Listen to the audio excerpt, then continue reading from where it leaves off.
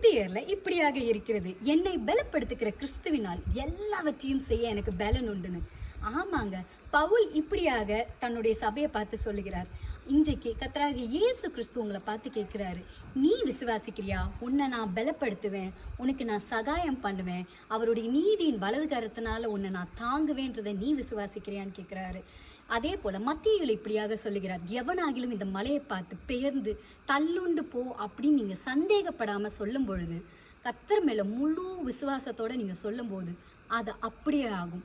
இன்றைக்கு உங்க வாழ்க்கையில மலை போல பிரச்சனைகளோ இல்ல சோதனைகளோ இல்ல நோயோ பெருகி இருந்தாலும் உங்க முழு விசுவாசத்தோடு என்னை பலப்படுத்துகிற கிறிஸ்துவினாலே எல்லாவற்றையும் செய்ய எனக்கு பலன் உண்டுன்னு நீங்க சொல்லி தகர்த்து ஏந்திரிச்சு பாருங்களேன்.